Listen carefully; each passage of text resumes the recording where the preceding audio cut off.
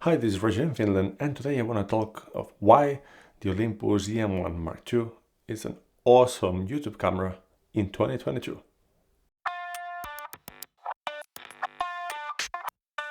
And for the impatient ones, it has great stabilization, it has great autofocus, it has very good looking image in my opinion. It shoots up to 4K DCI at 237 megabits per second, which is a very decent bit rate. It has a flip out screen, it has a microphone input jack. It's fairly compact yet big enough to handle nicely. It goes really awesomely with all the Olympus primes, which I love, especially the f1.8 and f2, because they are small and they are bright and they are sharp, they are great. And there's a lot to love of this camera. There are a few things that could be better. Could be 10-bit instead of 8, could have better slow motion capabilities. It could have better assist features when it comes to video. But in 2022, this thing can be found for $600 to $700 in second hand. And it's a bargain for what it offers. And as always with an Olympus video, I should say hello to Peter Forsgaard, Nigel Barros, Dave Mays. Hi guys, let's get into the video.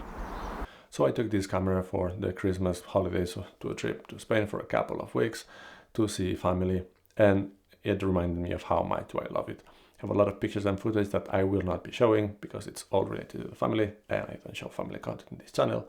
But anyway, I enjoyed it very much. I took it with just two primes, the 70mm f1.8 and the 45mm f1.8. And this line of primes from Olympus, the 1.8 and f2, they're tiny, they are bright, they are lovely, they are very sharp and very nice to use. I love especially the 70mm in this context because it gives me the field of view that I like, which is the 35mm equivalent in full frame. And I like these small Olympus primes so much that I also got the 12mm f2 for different purposes. For the impatient ones, I mentioned the autofocus, I even mentioned the stabilization, so maybe let's test it out. And as you can see, it's good, or more than good enough, and definitely better than most of the competition. The autofocus, maybe it's not Sony great, but it's really good. The stabilization is on par with Panasonic, if not better, so as good as it gets. And with this lens, the 12mm f2, I think it gets wide enough, the system is light enough, and I get enough separation with the background. That's pretty much a perfect lens for this purpose because of the autofocus. If we would get something wider with autofocus, that would be great, but I'm not sure there's anything that it's bright, wider and without autofocus. And that is this light. So we can get some of the pro zooms that go to maybe f2.8, which is still not as wide as this one, so we wouldn't get this much of separation, but then definitely they get much heavier. Well, then we get the fully manual options from Lauva. But this, for vlogging, here we are. And if you're curious, the audio is coming right now from a DTV3 Pro straight into the camera, and I know that the preamps are a little bit easy, but I think it's more than okay. And this vlog, by the way, is heavily camera conspiracies inspired, so we're having the Olympus camera with a 12mm f2 at f2. I don't care about shutter speed right now. I didn't bring an ND, so my apologies on the motion blur. And this is now on top of the Nebula anchor. And this is a pretty fantastic setup for this purpose. Now, what am I missing? I'm missing help. I need help. And what kind of help? Well, first, I cannot see in the screen the box around my face while recording. So I need to trust that the autofocus is just working. Fortunately, we can trust that with Olympus, but it would be nice to get the confirmation. Second thing, exposure help. This camera has no zeros, no waveform, and basically I just need to rely on the histogram and, well, hope for the best mostly. Another thing that I am missing is the ability to use auto ISO in video in manual mode. So right now we are in aperture priority, so I can have f2 and have that little bit of separation.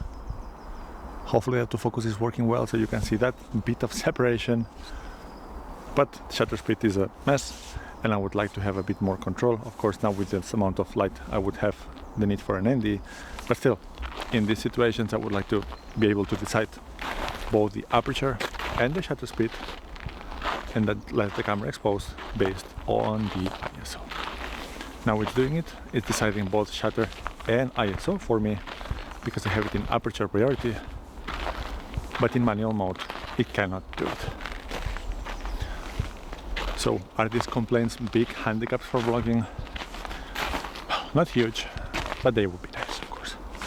I know that I can rely on the autofocus, I know I can rely on the IBIS, I know that this lens is good, and it's light.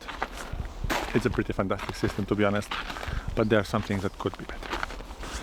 And by the way, if I looked a bit changed comparing to the talking head indoors, it's because I'm filming this video maybe 4 weeks after that indoor talking head.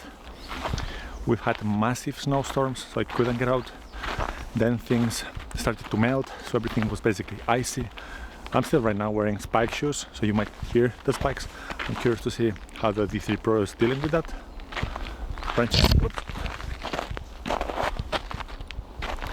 But I haven't had the chance to get out with this camera. I made a vlog with the Osmo Action because that one can handle the snow, but this was way too scary. So that's the reason for the difference. And something else I would like to mention is the fact that in Cinema 4K you only get 24 frames per second. This is the same, by the way, in the Mark III. So right now I'm filming at 24 frames per second, and I hope that when I filmed 4 weeks ago indoors I also did that. Otherwise some things might look a little bit funky, but let's just be okay with it. In the meantime, OM Systems managed to release the Olympus EM-1, which of course addresses plenty of my complaints or improvement ideas for this particular camera, and it's gonna come here in Europe at the price of 2,200 euros, and that will be more branches, about 3 times of the price where you can find this EM-1 Mark II second hand in 2022. Now we're gonna get back to the studio and we're gonna get some conclusions and some more ideas. At the time of filming indoors, that EM-1 was not released yet, but even so, now that I know all those specs and the reviews are coming out, it does look awesome. Still, this EM-1 Mark II is a great choice in 2022 because of everything it does for the price that you can find it. As the one camera to go for YouTube setup, for both vlogging as I'm doing right now and indoors, it's really difficult to go wrong, and there are very few things that will make a huge difference on the final video that you're getting out of it. And just to test it for a moment, arm fully extended, anchor nebula fully extended, this is the vlog. And talking about OM-Log 400, I do wish for 10-bit NA managed workflow. I have been defending Sony's 8-bit cameras, I'm okay with it, and I'm okay with this one also, but 10-bit would be better than 8, that's it. What I miss the most actually is the managed workflow.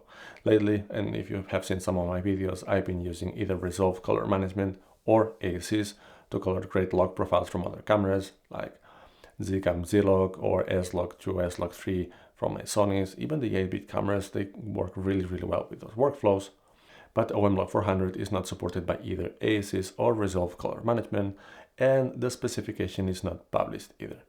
If I could get my hands on the specification, I would contact someone that I know is capable of doing a custom-made DCTL ACs transform, and based on the experience with some other manufacturers, I believe that he could succeed, and that would be super exciting. But I have no idea where to get that specification. If you can help me, let me know. Because OM-Log is not supported by these workflows, what I do is I put the technical LUT in the very end of my node tree and then do the color grading beforehand. I do have actually a power grade that does some color correction after some tests I did with the color checker, and that's usually the power grade that I use always with Olympus footage, which gives me a good starting point, and I need to adjust some things depending on the conditions as always. Another thing that it's mildly annoying but not a massive deal is the file splitting. I have talked about it in this other video, links below and somewhere up here. It's not a problem of the SD card, it's just an Olympus feature, at least of some of the cameras. And it's not a massive deal, but it's a little bit annoying. One other thing that would be nice that Olympus would do better, this specific camera, the EM-1 Mark II, is to have auto ISO in manual mode in video. So you can get auto ISO in shutter priority, aperture priority, and program mode. But in video, I always like to have absolute control over those two things because they really give a different look. Then, if I'm vlogging outdoors, like the test we saw before, it would be nice that the camera would do some decision making for us, especially using the auto ISO. I would be okay with it, but it's not possible in manual mode. Another limitation of this camera is it doesn't have much slow motion capabilities. It shoots up to 60p in 1080, which is really not much by any standards nowadays, but that's something that doesn't bother me because I use slow motion pretty much never. Now, this camera can be found in 2022 for about $600 to $700. It's a 6-year-old camera with this awesome image quality and all the good specs that we have been discussing. For that price, an interchangeable mirrorless camera, it's just really, really awesome. Sure, some of the Panasonic alternatives have better video specs, but they do have worse autofocus. Yes, some of the Sony offerings, they have, well, bigger sensors. If we talk about the APS-C, which would be maybe comparable on cost, they do have the excellent autofocus, but they do not have the excellent stabilization, or stabilization at all for that matter. So if your priority is autofocus and image stabilization, it's really difficult to go wrong with this camera. They released the Mark III 3 years after, and it has some improvements over this one. And recently I saw one second-hand. The price was okay, and I asked actually how much would be the value to trade the Mark II for the Mark III. And I would have to give up the Mark II and $750 to get the Mark III. In my case, for video, I would get the auto ISO manual mode, which would be nice. Some better slow motion, nothing spectacular still, I don't quite care. And that's it.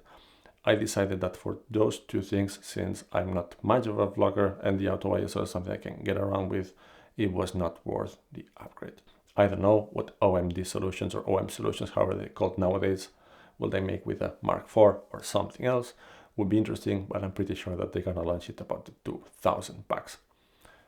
Even if it happens this year or in a year from now, this camera, the EM-1 Mark II, is an excellent option for this type of YouTube videos, also for vlogging purposes in 2022. Do you have one? Are you going to be considering one? Is there something else that you are missing from the camera that is different from my needs and my wants? It would be interesting to know down below. If you liked the video, please like and subscribe, and we're going to see you soon for some more content.